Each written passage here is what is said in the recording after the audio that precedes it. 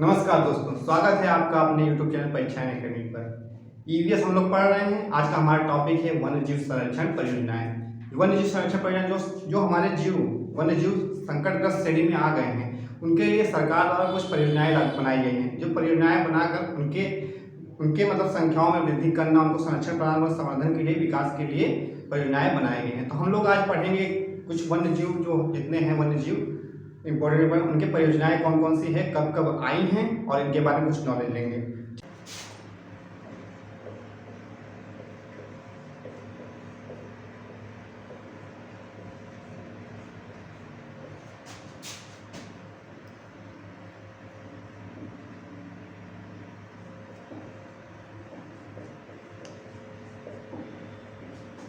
घड़ियाल प्रजनन परियोजना, इनके मतलब कि घड़ियाल की संख्या को देखते हुए, इनकी संख्या कम होने का देखते हुए इनके लिए परियोजना जो लाए गए, इनके वृद्धि के लिए, संवर्धन के लिए परियोजना लाई गई है घड़ियाल प्रजनन परियोजना, जो कि 1975 में इसका डेट है। 1975 में इसको लागू किया गया था परियोजना को। यहाँ पर हम लिखेंगे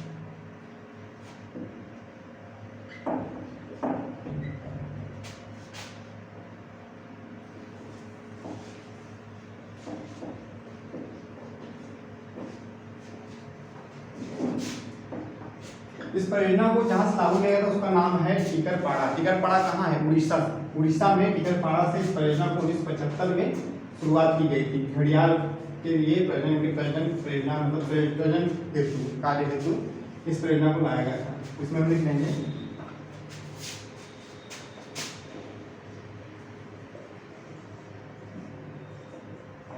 टिकरपाड़ा उड़ीसा।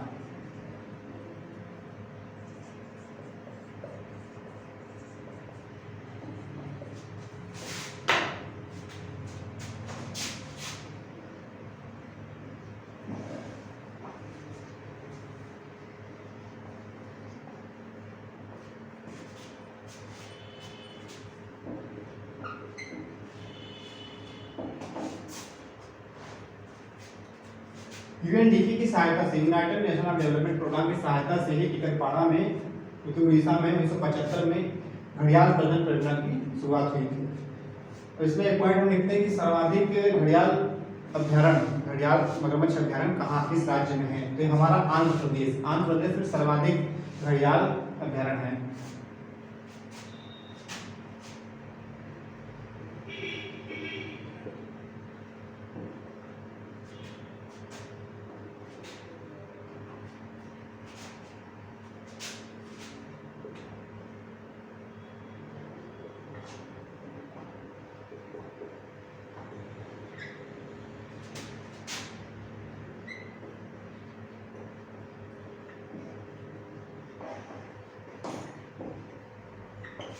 सर्वाधिक घड़ियाल अभ्यारण्य हमारा कहाँ है? आंध्र प्रदेश में।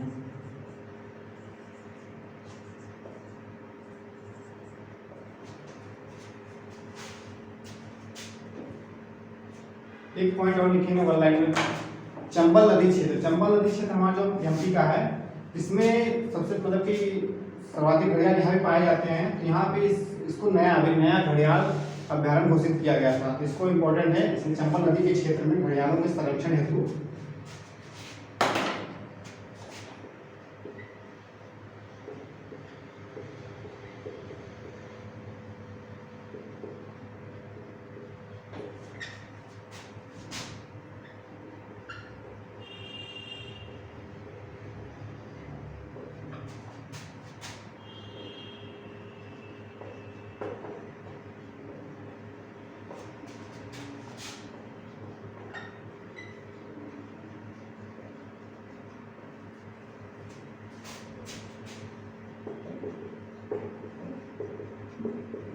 बनाया गया है। कहाँ? चंबल नदी के क्षेत्र में।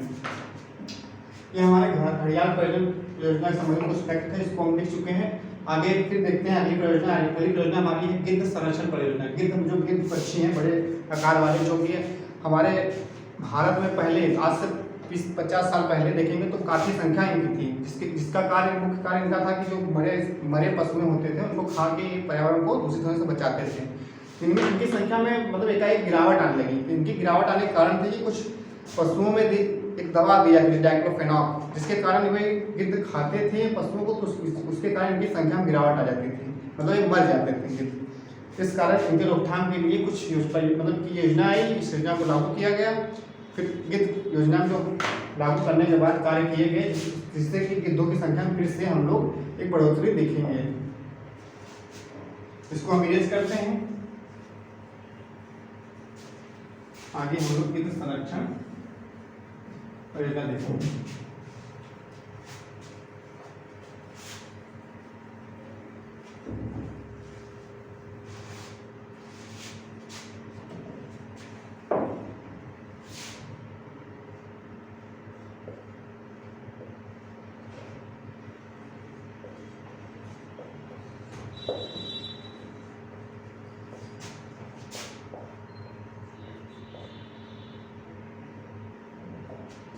गिद्ध संरक्षण परियोजना देखते हैं क्या है।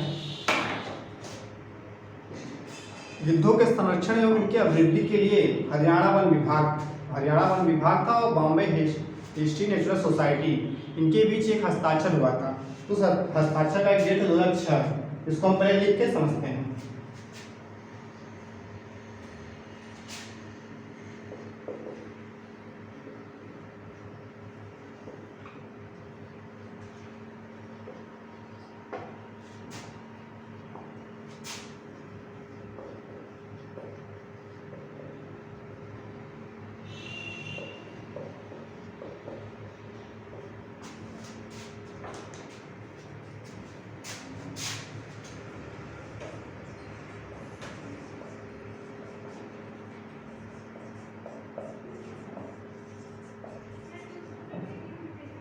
हरियाणा वन विभाग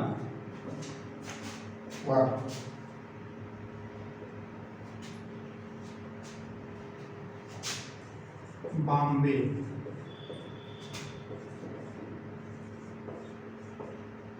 natural history society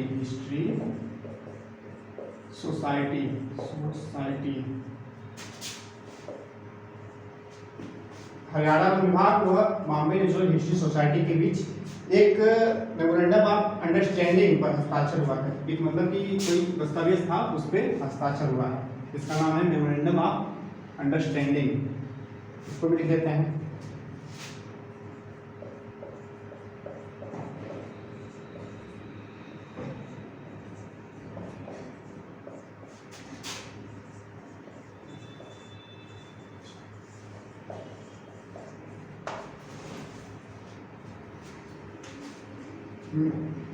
Haryana one विभाग और बॉम्बे नेचुरल हिस्ट्री सोसाइटी के बीच मेमोरेंडम ऑफ अंडरस्टैंडिंग।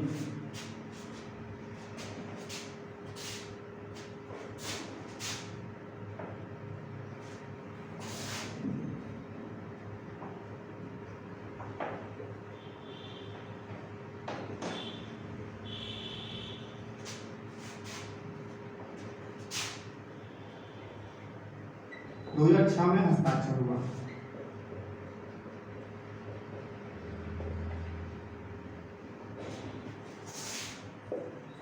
ये लाइन जैसे कि लिखे हैं, गिद्धों के संरक्षण और अभिवृद्धि के लिए हरियाणा वन विभाग बॉम्बे नेचुरल हिस्ट्री सोसाइटी के बीच मेमोरेंडम ऑफ अंडरस्टैंडिंग, मतलब इनके बीच जो हुआ था समझौता, मतलब हस्ताक्षर किया गया 2006 में किया गया था। इसमें बताया गया था कि वही जो पशुओं को दी जाने वाली दवा थी डाइक्लोफेनाक, इसका मतलब इसको खाने से ही गिद्धों के मतलब इनकी मृत्यु हो जाती थी, इनकी संख्या में गिरावट आती है।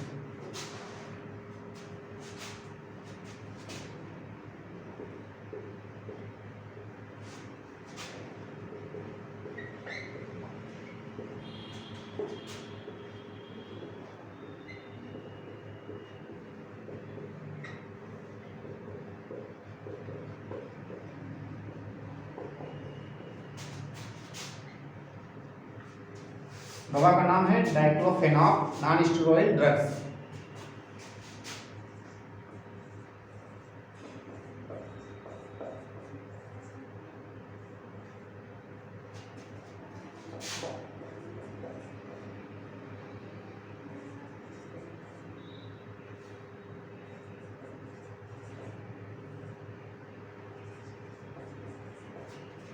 ये दवा जब दी जाती थी पशुओं को, तो उस पशुओं के मरने के बाद जब गिद्ध उसे खाते थे तो इनके मतलब कि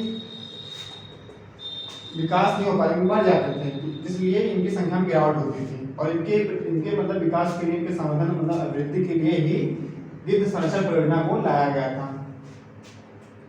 तो ये कहाँ लाया गया था, इसको देख लेते हैं। तो 3 जून 2016 में, 3 जून 2016 में हरियाणा के पंचकुला जिला कहाँ है, पिंजौर, हरियाणा के पिंजौर के पंचकुला जिला में पिंजौर स्थान है, वहाँ पे शुरुआत की गई थी। एक मतलब कि कार्यक्रम था जिप्स गिद्ध पुनरुद्धार कार्यक्रम। इसी में मतलब कि कार्यक्रम शुरू करके गिद्ध संरक्षण परियोजना को लागू किया गया था। 1 लाइन करके एक और लिखेंगे, हम लोग पॉइंट नोट करते हैं। 3 जून 2016 को इस परियोजना के लिए पिंजौर कहाँ है, पंचकुला जिला हरियाणा के पंचकुला जिला के में एक स्थान है पिंजौर, वहाँ पे ही जिप्स गिद्ध पुनरुद्धार कार्यक्रम एक आयोजित किया गया था, जो कि जटायु मतलब गिद्ध से संबंधित है, जटायु प्रजनन एवं संरक्षण केंद्र है। तो वहाँ कहाँ है, पिंजौर हरियाणा में, वहाँ से इसको कार्यक्रम को शुरुआत किया गया था। कब, 3 जून 2016 में।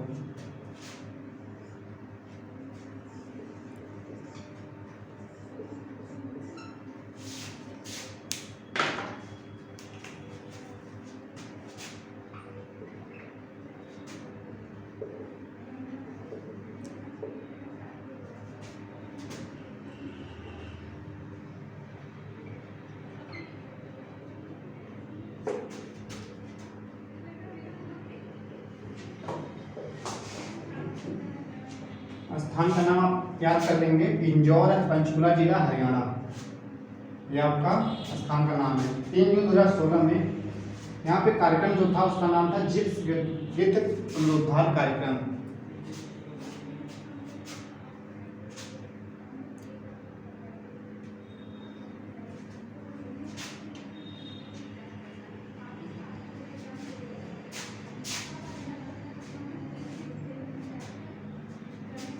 कार्यक्रम का नाम है जिप्स गिद्ध पुनरुद्धार कार्यक्रम।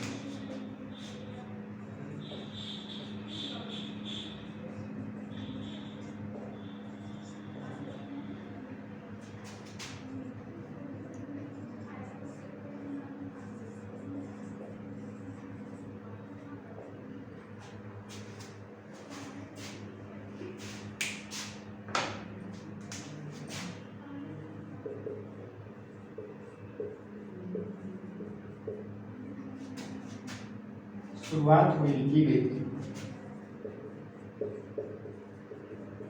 और ये कार्यक्रम जहाँ मनाया गया था वहाँ गिद्ध प्रजनन केंद्र, जटायु गिद्ध प्रजनन केंद्र संरक्षण केंद्र था। इसका नाम है जटायु प्रजनन एवं संरक्षण केंद्र।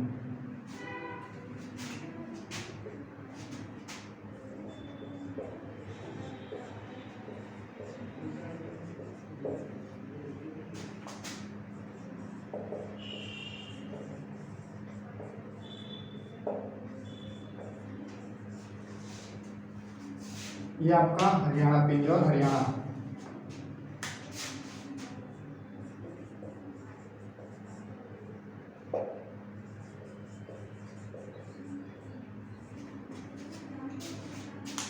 यहीं से इस कार्यक्रम जिस पुनरुद्धार कार्यक्रम के तहत ही 3 जून 2016 में गिद्ध संरक्षण परियोजना को लागू किया गया था। चलिए आगे देखते हैं। आगे अगली परियोजना हम पढ़ेंगे वो कछुआ संरक्षण परियोजना है हमारी।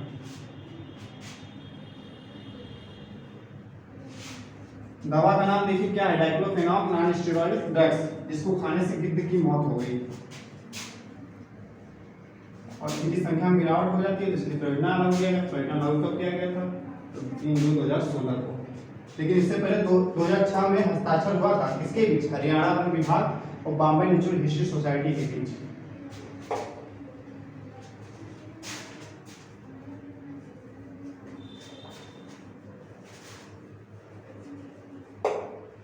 चलिए आगे हमारा है कछुआ संरक्षण परियोजना।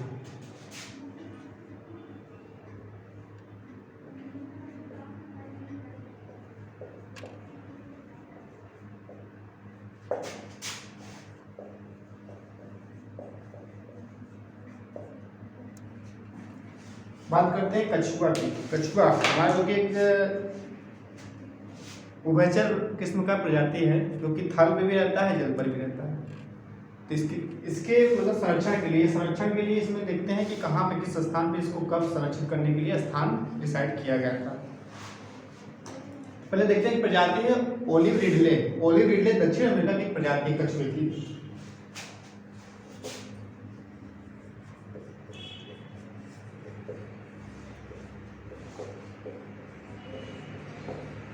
इस प्रजाति जो है कछुए की दक्षिण अमेरिकी प्रजाति है।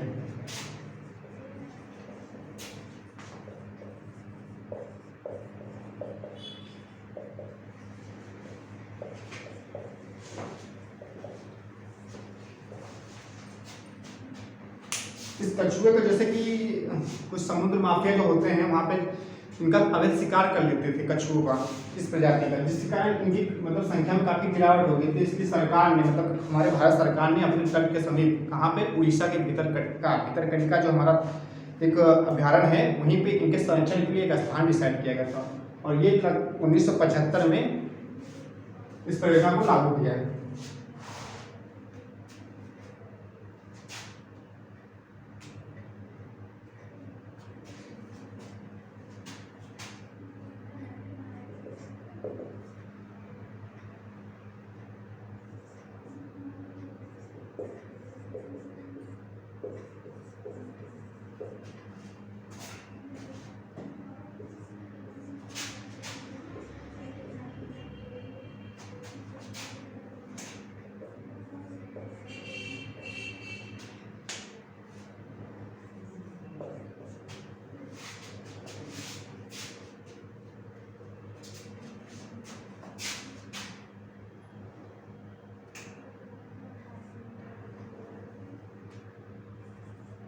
कटक जिला भितरकनिका जहाँ है कटक जिले में है। कटक जिला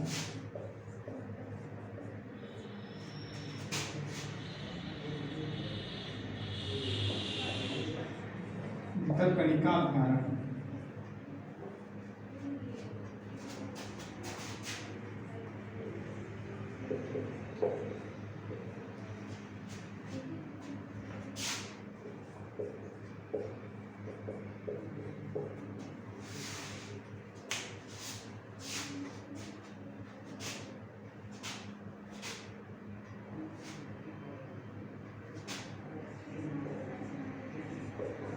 परियोजना की शुरुआत हुई। परियोजना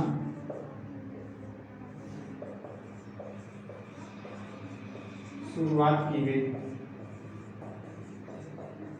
कहाँ पे? कटक जिले के भितरकनिका अभ्यारण्य से 1975 में। एक लाइन और लिखते हैं हम लोग, इम्पोर्टेंट है। जो गाहिर माथा उड़ीसा के पास है, उड़ीसा में ही है।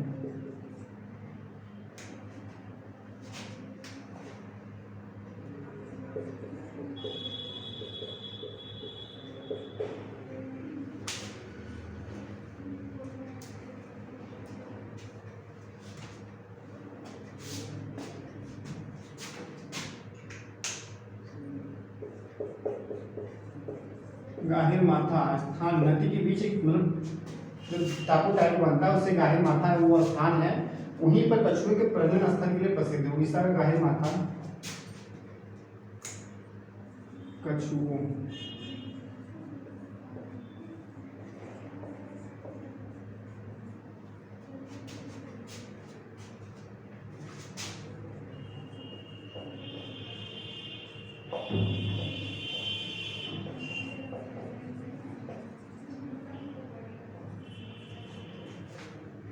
गाहिर माथा कछुओं के प्रजनन स्थल के लिए प्रसिद्ध है।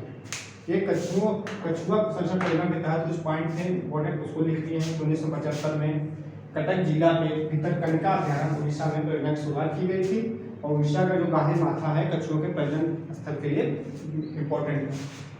ओलिव रिडले दक्षिण अमेरिका की प्रजाति है, यहाँ लिख दीजिए। अब आगे बढ़ते हैं। आगे अगला हमारा जो परियोजना रहेगा हांगुल परियोजना।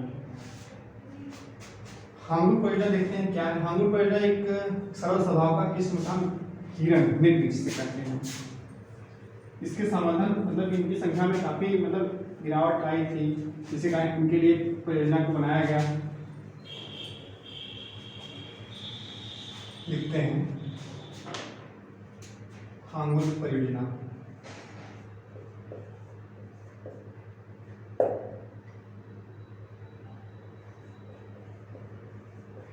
हांगुल परियोजना ये यूरोपियन रेंडियर प्रजाति का मृग है। जो हांगुल नाम है ये हिरण का नाम है। किस टाइप प्रजाति है? यूरोपियन रेंडियर प्रजाति।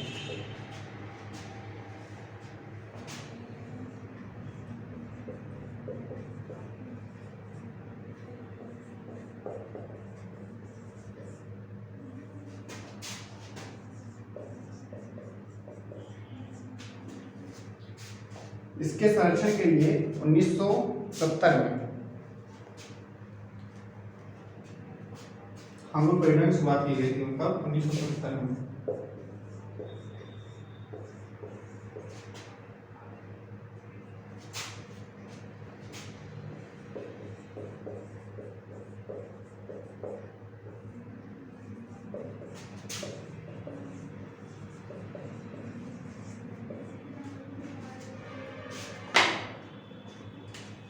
भारत में बात करते हैं कि ये कहाँ पाया जाता है। भारत में जो हमारा दाचीगाम नेशनल पार्क है जम्मू कश्मीर का, एकमात्र वही है स्थान जहाँ पे हांगुल मृग पाए जाते हैं।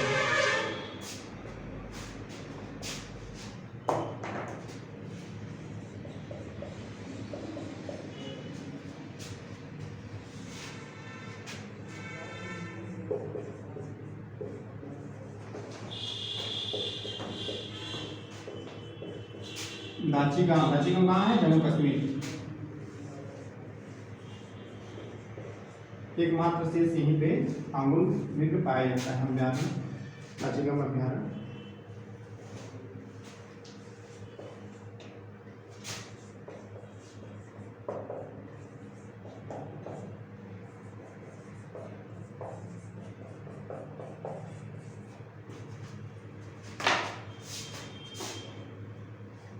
ये हमारे हांगुल परियोजना के तहत कुछ पॉइंट लिखे हैं, बस इतना इसमें इम्पोर्टेंट है जो वही लिखे हैं कि प्रजाति जो है यूरोपियन रेंडियर प्रजाति का मृग है। 1970 में इस परियोजना को मतलब कि इस प्रजाति को सुरक्षित करने के लिए, इनके संवर्धन के लिए ही 1970 में इस परियोजना का शुभारंभ हुआ था। और भारत के दाचीगाम अभ्यारण्य में इम्पोर्टेंट मतलब एकमात्र अभ्यारण्य है जहाँ पे ये मृग पाए जाते हैं हांगुल मृग। चलिए आगे बढ़ते हैं। कस्तूरी मृग परियोजना क्या है?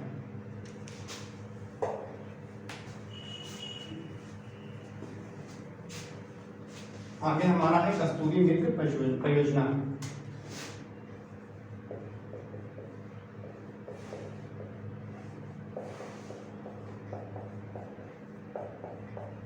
आज का हमारा टॉपिक ही है परियोजना, वन्यजीव संरक्षण परियोजना। इसमें वन्यजीव जैसे कछुआ, घड़ियाल, बाघ, इन सबकी परियोजनाओं को हम लोग पढ़ रहे हैं। इसमें हम जो हमारा है कस्तूरी मृग परियोजना, आओ इसके देखते हैं। कस्तूरी मृग की बात करते हैं। जो कस्तूरी एक सुगंधित चीज पदार्थ है जो पाया जाता है केवल नर, जो कस्तूरी मृग नर होते हैं उन्हीं में पाया जाता है, जिसके लिए इनका अवैध शिकार, इनके मतलब कि इनको मारकर उस चीज़ को प्राप्त कर लेते थे।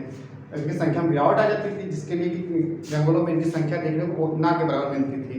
इसी को देखते हुए केंद्र सरकार ने, भारत सरकार ने इसके लिए परियोजना को लागू किया। तो कब किया? ये भी 1970 में इस परियोजना को लागू किया गया था।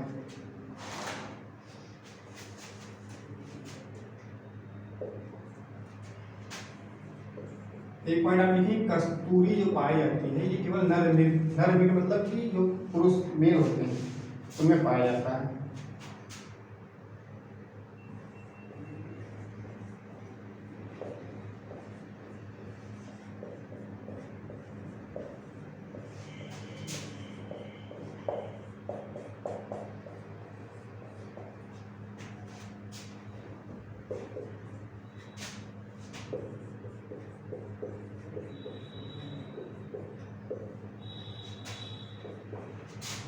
परियोजना का शुभारंभ 1970 में ही। एक स्थान है आपका केदारनाथ। केदारनाथ कहाँ है? उत्तराखंड।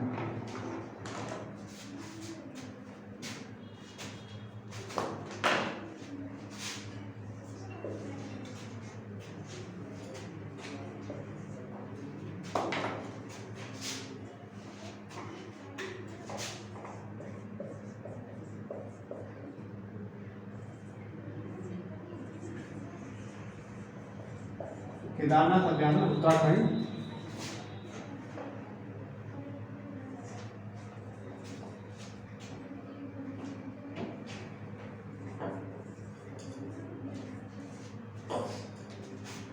से हुआ था।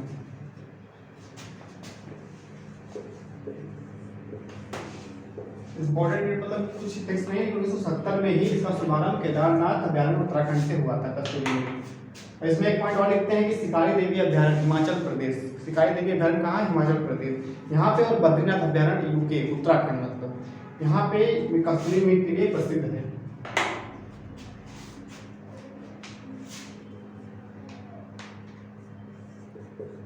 शिकारी देवी अभयारण्य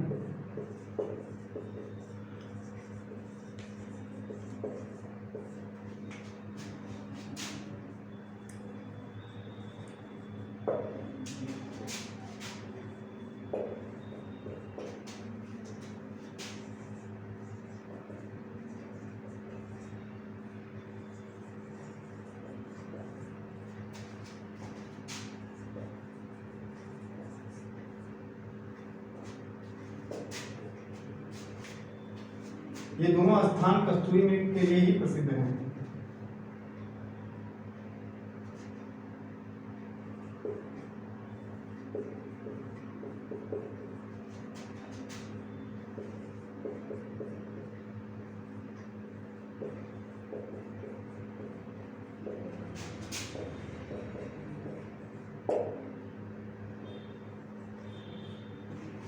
आपका शिकारी देवी अभयारण्य और बद्रीनाथ दोनों कस्तूरी मीट के लिए प्रसिद्ध है।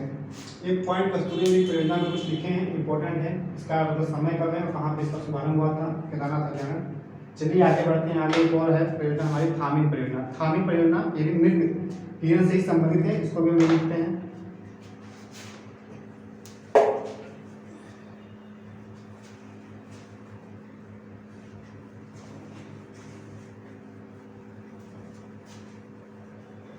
रीडिंग डालेंगे थामिन थामिन परियोजना।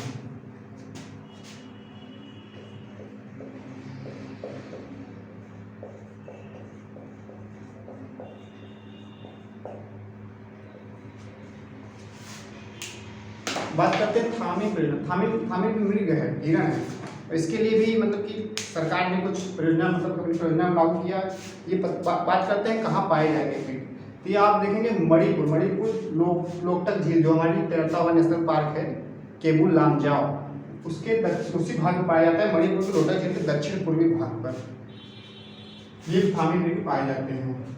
इसको हम लाइन में लिख सकते हैं मणिपुर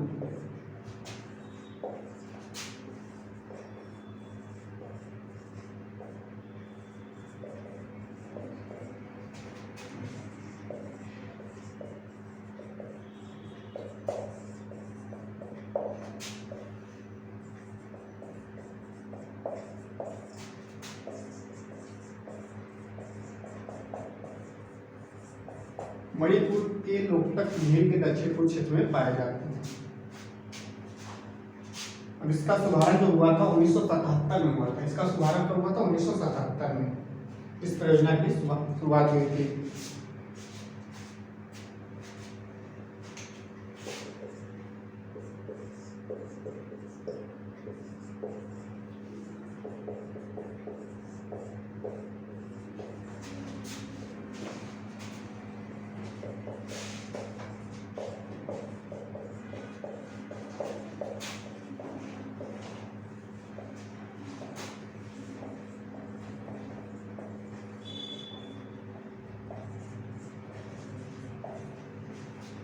उन्नीस सौ 1977 में मणिपुर में ही थामिन परियोजना का शुभारंभ हुआ था। 1977 में इनकी संख्या बहुत कम थी, लगभग 18 संख्या मात्र थी इनकी थामिन की। इसके लिए इसको देखते हुए इनका संरक्षण संवर्धन के लिए ही परियोजना को लाया गया।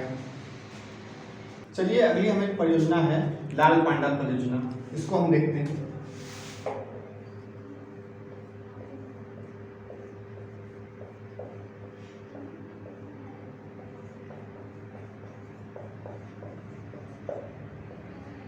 ये परियोजना लाल पांडा समझिए। लाल पांडा जो कि हम जानते हैं कि हमारे हिमालय कहाँ उत्तर में, हिमालय उत्तर के वो भी पूर्वी क्षेत्र में, हिमालयी क्षेत्र में 1500 से 4000 मीटर की ऊंचाई पे ये पाए जाते हैं।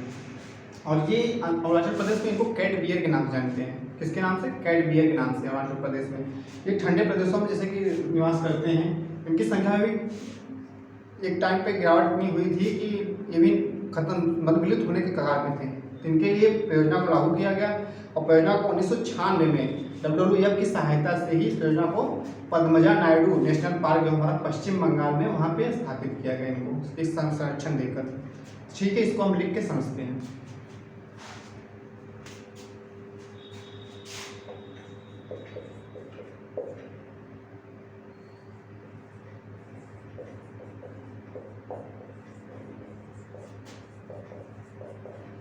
भारत के पूर्वी हिमालयी क्षेत्र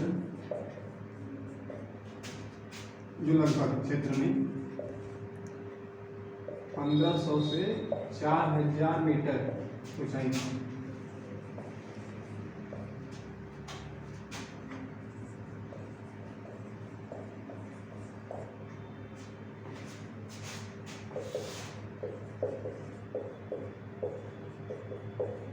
ये कहाँ पाए जाएंगे? हिमालय जो हमारे पूर्वी हिमालय क्षेत्र है वहाँ पे 1500 से 4000 मीटर की ऊंचाई पे पाए जाते हैं। अरुणाचल प्रदेश में इसी कैट बियर के नाम जानते हैं।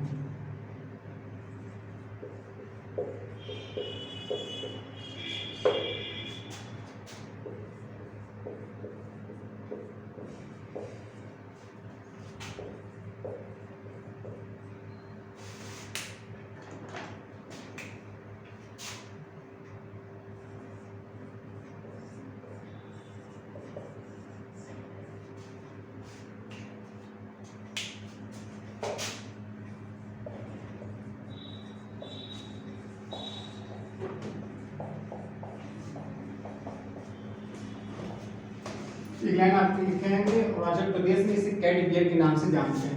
अब इसको देखते हैं कि कहाँ कहाँ पाए जाते हैं। तो पूर्वी क्षेत्र से हम देखते हैं कि सिक्किम हो गया, अरुणाचल प्रदेश हो गया और दार्जिलिंग के कुछ जंगलों में पाए जाते हैं।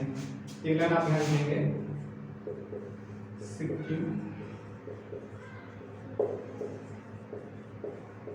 अरुणाचल प्रदेश,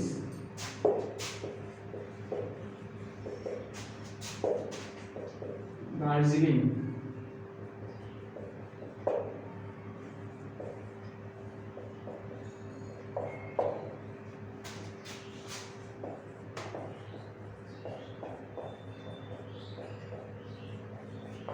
ये 3 स्थान से इम्पोर्टेंट है। यहाँ मुख्य रूप से लोग ये पाए जाते हैं लाल पांडा, सिक्किम, अरुणाचल प्रदेश और दार्जिलिंग के जंगलों में। 1996 में इस परियोजना को लाया गया था। इसकी सहायता से WWF world wild life fund 1996 में WWF के सहयोग, WWF मतलब विश्व वन्यजीव कोष,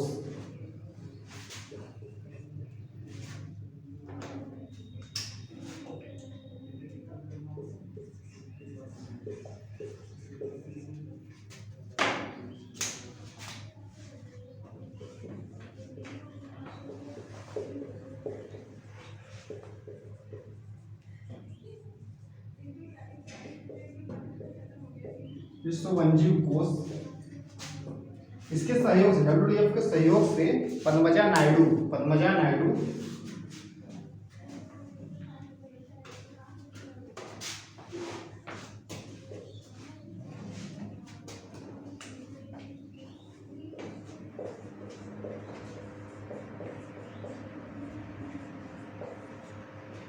स्थान है पद्मजा नायडू हिमालय जंतु पार्क कहाँ है? पश्चिम बंगाल।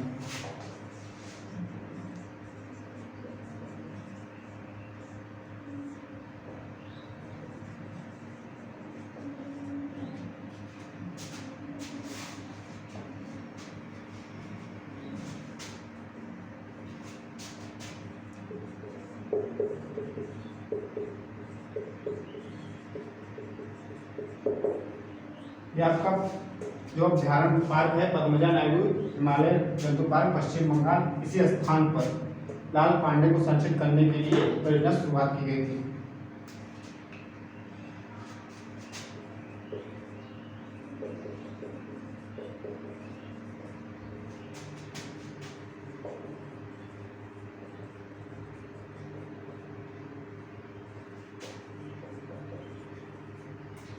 ये हमारा लाल पांडा कुछ पॉइंट इंपॉर्टेंट जो परियोजना में था वो हम पढ़ लिए हैं, तो फिर से देख लेते हैं। भारत के पूर्वी हिमालय क्षेत्र जो लगभग 1500 से 4000 मीटर की ऊंचाई पे हिमालय क्षेत्र में पाए जाते हैं। इसको अरुणाचल प्रदेश में हम कैडबियर के नाम से जानते हैं, और सिक्किम और अरुणाचल प्रदेश दार्जिलिंग के जंगलों में ये मुख्यतः पाए जाते हैं। और 1996 में ही इसको WWF के विश्व वन्यजीव कोष की सहायता से कहाँ पे पद्मजा नायडू नेशनल जो हमारा हिमालय जंतु पार्क है, अभ्यारण्य है पश्चिम बंगाल में, वहाँ पर परियोजना की शुरुआत की गई थी। अब आगे हम परियोजना लेते हैं हिम तेंदुआ परियोजना।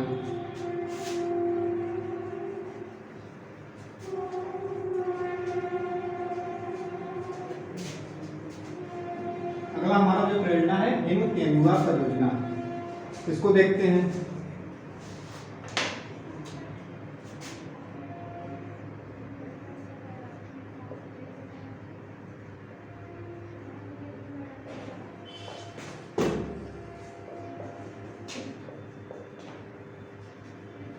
हिम तेंदुआ परियोजना जो कि भी हिमालयी क्षेत्र में पाए जाते हैं। हिम तेंदुआ जो हमारे हैं हिमालयी क्षेत्र में पाए जाते हैं।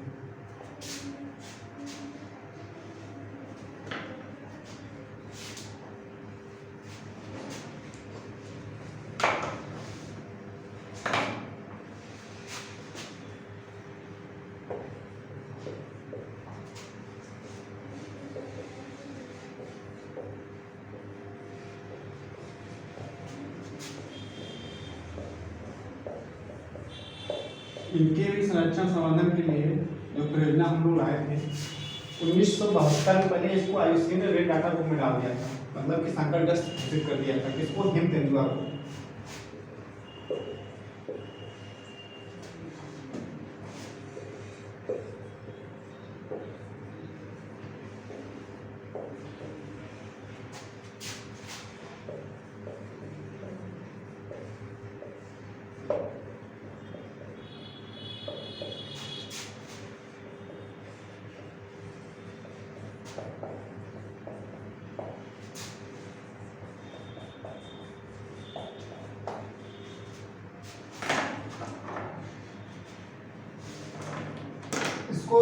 IUCN ने 1972 में संरक्षण संकटग्रस्त घोषित कर दिया, जिसके संरक्षण में इसके बाद इसको संरक्षण देने के लिए 2009 में संरक्षण तो भारत सरकार द्वारा 2009 में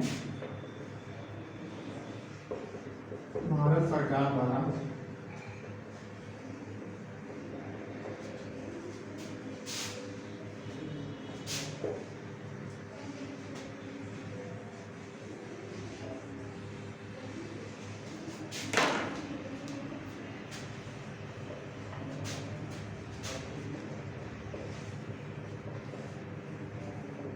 हिम तेंदुआ परियोजना भारत सरकार 2009 में हिम तेंदुआ परियोजना लाया परियोजना।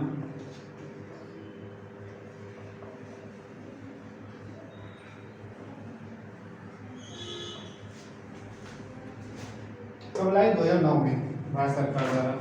बात करते हैं जैसे कि हिमालयी क्षेत्र में जो 5 राज्य इसको क्रियान्वयन करने के लिए, मतलब परियोजना को लागू करने के लिए 5 राज्यों में इसको लागू किया गया था स्टार्टिंग में।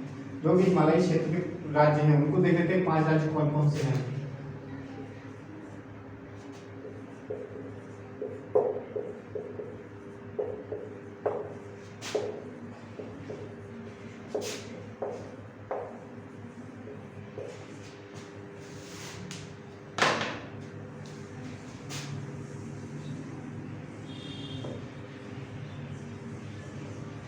जम्मू कश्मीर है हमारा, एक हिमाचल प्रदेश,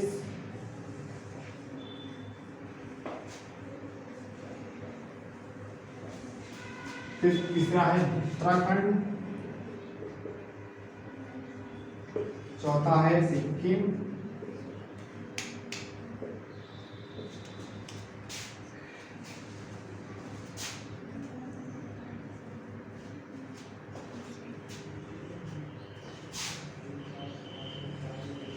जम्मू कश्मीर, हिमाचल प्रदेश, उत्तराखंड, सिक्किम और एक आखिरी जो हमारा 5वां राज्य था वो अरुणाचल प्रदेश और अरुणाचल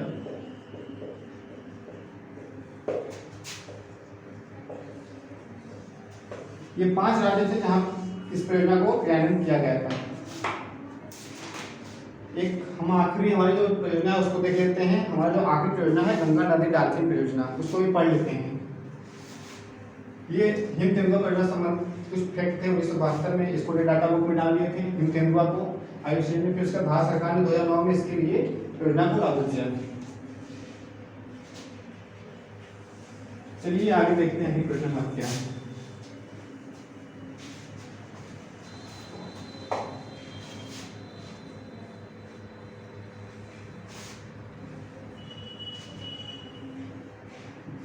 हमारी जो अगली परियोजना है गंगा नदी डॉल्फिन संरक्षण।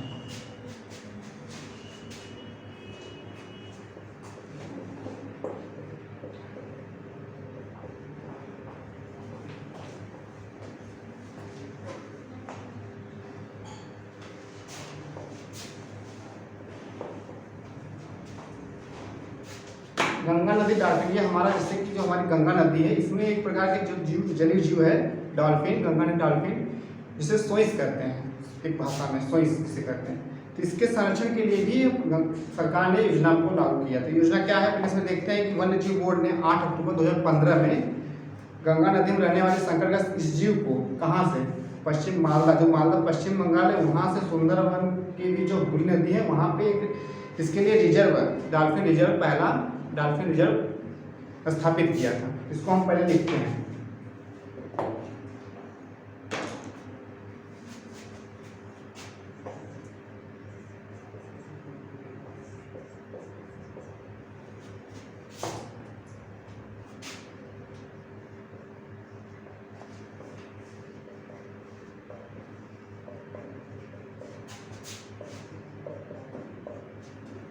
अक्टूबर 2015 को वन्य जीव बोर्ड द्वारा गंगा नदी में इसके संरक्षण के लिए, इसके डॉल्फिन के, गंगा नदी डॉल्फिन के संरक्षण के लिए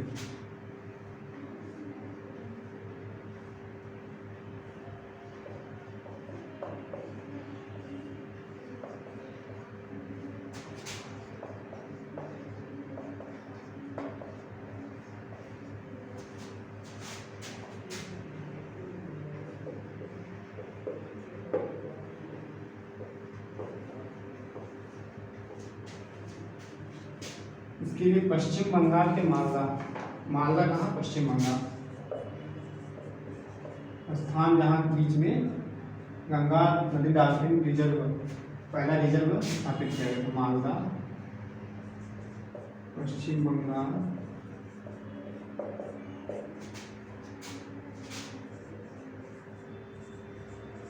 सुंदरवन, सुंदरवन भी पश्चिम बंगाल में ही, और इसके भी जो हुगली नदी, मतलब इन स्थान के बीच जो हुगली नदी थी, हुगली नदी में ही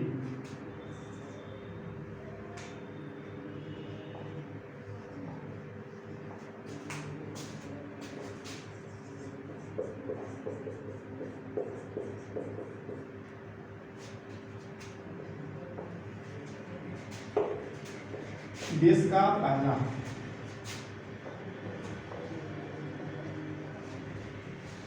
गंगा नदी डॉल्फिन रिजर्व, पहला डॉल्फिन रिजर्व की शुरुआत हुई थी। देश का पहला डॉल्फिन रिजर्व।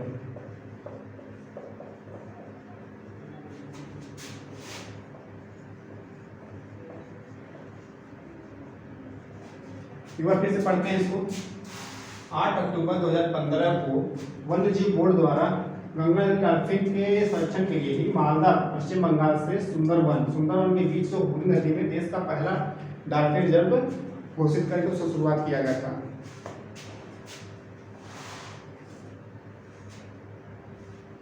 एक लाइन और लिखते हैं हम इसमें।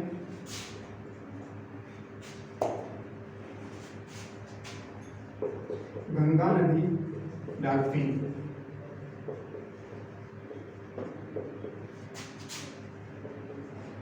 केंद्र सरकार ने, इसको गंगा नदी डॉल्फिन को केंद्र सरकार ने 5 अक्टूबर 2009 को राष्ट्रीय जलीय जीव घोषित किया था।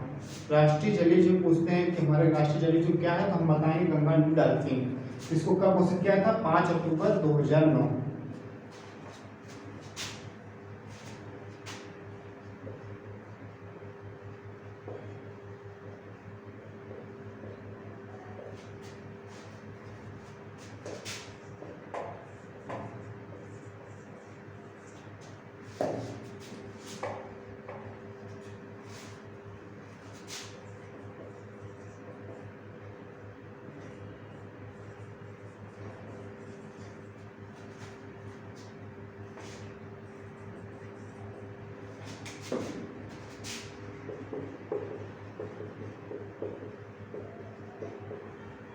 गंगा नदी डॉल्फिन को केंद्र सरकार द्वारा 5 अक्टूबर 2009 को राष्ट्रीय जलीय जीव घोषित किया गया था। एक पॉइंट और इम्पोर्टेंट है, इसको भी लिख देते हैं कि dolphin day, national dolphin day कब मनाया जाता है।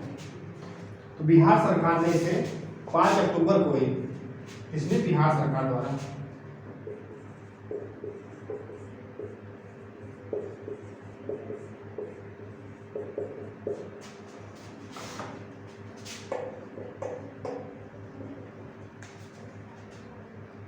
5 अक्टूबर को नेशनल डॉल्फिन डे के रूप में मनाना शुरू किया था। कब? 5 अक्टूबर के दिन प्रतिवर्ष नेशनल डॉल्फिन डे मनाया जाएगा।